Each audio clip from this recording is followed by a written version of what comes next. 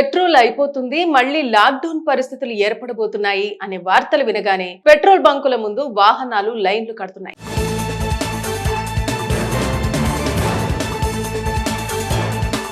ముఖ్యంగా హైదరాబాద్ లో ప్రస్తుతం కనిపిస్తున్న దృశ్యాలు నిజంగా ఆందోళన కలిగిస్తున్నాయి. కానీ అసలు కారణం ఇంధన కొరత కంటే భయమని స్పష్టంగా కనిపిస్తోంది. పశ్చిమాసియాలో జరుగుతున్న ఉద్రిక్తతల ప్రభావం భారత్ పైన పడుతుందనే అనుమానంతో వాహనదారులు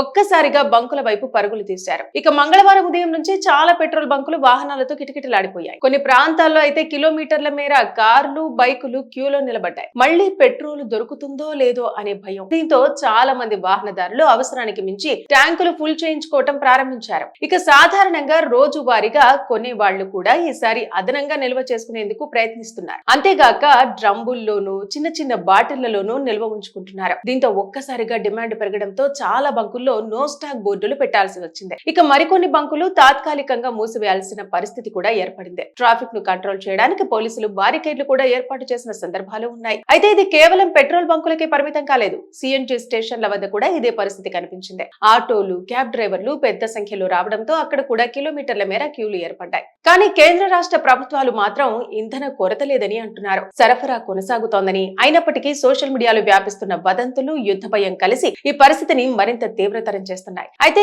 ఆర్టీఐ వెల్లడించిన సమాచారం ప్రకారం చమురు నిల్వలు సుమారు 9.5 రోజులకు సరిపడే స్థాయిలో ఉన్నాయని కేంద్ర ప్రభుత్వం తెలిపింది. కానీ ఇది స్ట్రాటజిక్ రిజర్వ్, అంటే అత్యవసర పరిస్థితుల్లో ఉపయోగించే నిల్వలు. సాధారణ సరఫరా మాత్రం రోజు దిగుమతుల ద్వారా కొనసాగుతూనే ఉంటుంది. ఇక నరేంద్ర మోదీ ఇప్పటికే పశ్చిమాసియా దేశాలపై ఆధారపడే ఇంధన సరఫరా విషయాన్ని ప్రస్తావిస్తూ సరఫరా ఎక్కడా ఆగకుండా ఉండేందుకు అనేక దేశాలతో సంప్రదింపులు కొనసాగుతున్నాయని, హోర్మోజ్ జలసంధి మార్గంలో చిక్కుకున్న భారత నౌకలు సురక్షితంగా తిరిగి వస్తున్నాయని మోదీ వెల్లడించారు. ఇక దేశవ్యాప్తంగా మొత్తం 41 దేశాల నుంచి ఇంధనం దిగుమతి అవుతుండటం కూడా ఒక ప్లస్ పాయింట్ అని చెప్పవచ్చు. అంటే ఒకే ప్రాంతంపై ఆధారపడకుండా సరఫరా విభజించబడిందన్నమాట. అయితే ప్రస్తుతం ప్రజలు ఎదుర్కొంటున్న అసలు సమస్య కొరత.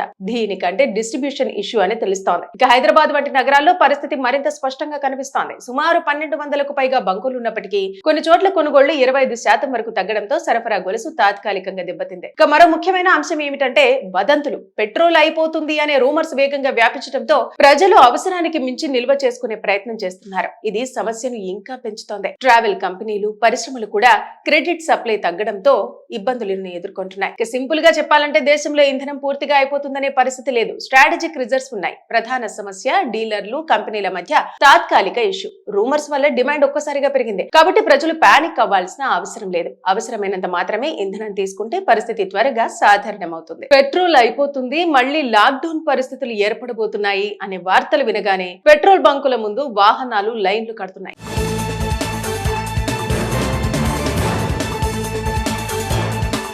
ముఖ్యంగా హైదరాబాద్ లో ప్రస్తుతం కనిపిస్తున్న దృశ్యాలు నిజంగా ఆందోళన కలిగిస్తున్నాయి. కానీ అసలు కారణం ఇంధన కొరత కంటే భయమని స్పష్టంగా కనిపిస్తోంది. పశ్చిమాసియాలో జరుగుతున్న ఉద్రిక్తతల ప్రభావం భారత్ పైన పడుతుందనే అనుమానంతో వాహనదారులు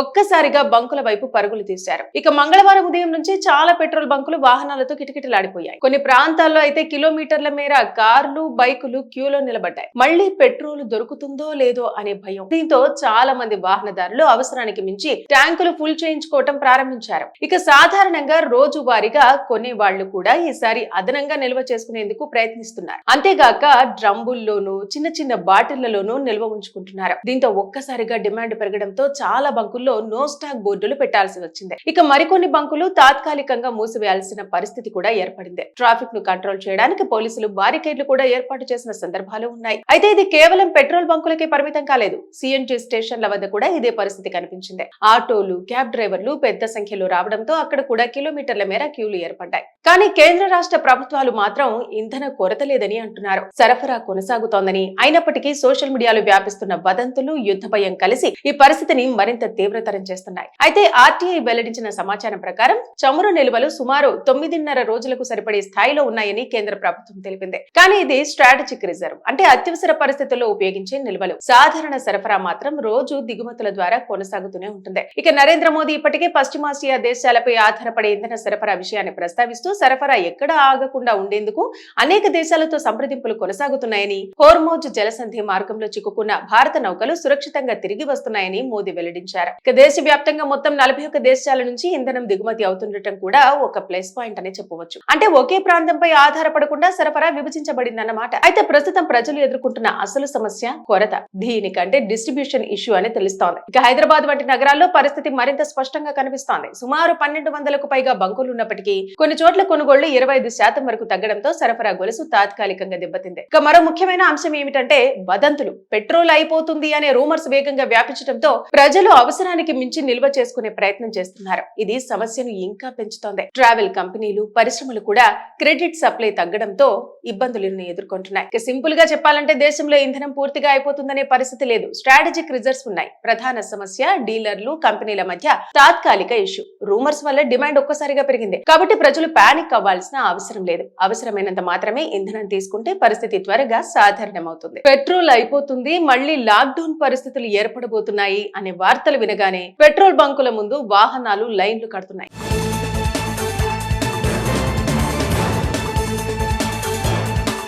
ముఖ్యంగా హైదరాబాద్ లో ప్రస్తుతం కనిపిస్తున్న దృశ్యాలు నిజంగా ఆందోళన కలిగిస్తున్నాయి. కానీ అసలు కారణం ఇంధన కొరత కంటే భయమని స్పష్టంగా కనిపిస్తోంది. పశ్చిమాసియాలో జరుగుతున్న ఉద్రిక్తతల ప్రభావం భారత్ పైన పడుతుందనే అనుమానంతో వాహనదారులు